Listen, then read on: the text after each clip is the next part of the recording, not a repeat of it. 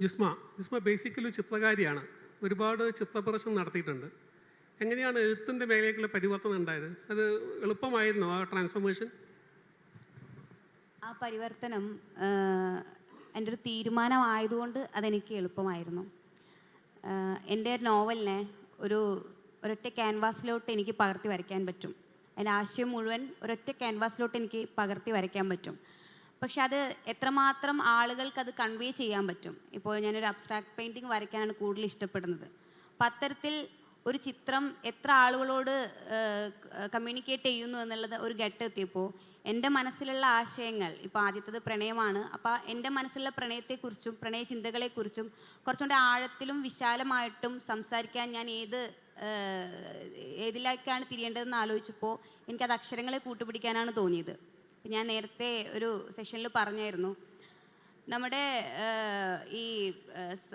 ഈ കലാസൃഷ്ടികളെല്ലാം തന്നെ, ഇപ്പോൾ സിനിമയായിക്കോട്ടെ, ചിത്രങ്ങളായിക്കോട്ടെ, സംഗീതമായിക്കോട്ടെ, സാഹിത്യമായിക്കോട്ടെ, ഇതിലെല്ലാം വെച്ചും ഏറ്റവും ക്ലാരിറ്റിയിൽ, ഏറ്റവും വിശാലമായി, ഏറ്റവും തീക്ഷ്ണമായി, തീവ്രമായി നമ്മുടെ ഉള്ളിലെ ആശയങ്ങൾ കമ്മ്യൂണിക്കേറ്റ് ചെയ്യാൻ പറ്റുന്നത് അത് സാഹിത്യത്തിൻ്റെ ഈ വിശാലമായ ഭൂമിയിൽ തന്നെയാണ്.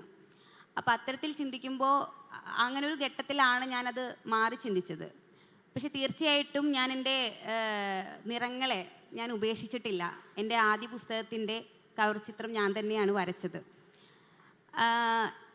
ചിത്രം വരയ്ക്കുന്നത് ഒരു ആഗ്രഹവും സ്വപ്നവുമായിരുന്നു. എൻ്റെ ജീവിതത്തിൻ്റെ എല്ലാ ഘട്ടത്തിലും എന്നെ അടയാളപ്പെടുത്തിക്കൊണ്ട് വേണം ഈ അരങ്ങൊഴിയുക എന്നുള്ളൊരു ആഗ്രഹം എക്കാലത്തും എനിക്കുണ്ട്. അതിനുവേണ്ടി എൻ്റെ പരിമിതികളിൽ നിന്ന് ഞാൻ എല്ലാ കാലത്തും അതിനുവേണ്ടി ഹാർഡ് വർക്ക് ചെയ്തിട്ടുണ്ട്. ക്രിയേറ്റീവായിട്ട് പലതും ചെയ്യാൻ ശ്രമിച്ചിട്ടുണ്ട്.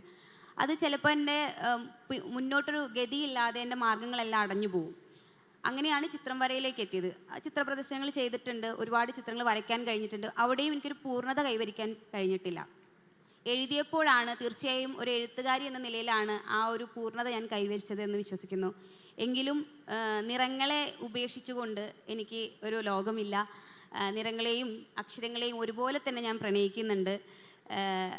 സത്യം പറഞ്ഞാൽ ഈ ചോദ്യത്തിന് ഭയങ്കര സന്തോഷമാണ്. കാരണം ഈ എഴുത്തിൻ്റെ വേദിയിലും എനിക്ക് എൻ്റെ ചിത്രങ്ങളെക്കുറിച്ചും നിറങ്ങളെക്കുറിച്ചും പറയാനൊരു അവസരം തന്നതിന് ഞാൻ രാകേഷിനോട് നന്ദി പറയുന്നു.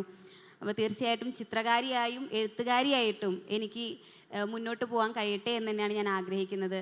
അതാണ് ഏറ്റവും സന്തോഷമുള്ള കാര്യം.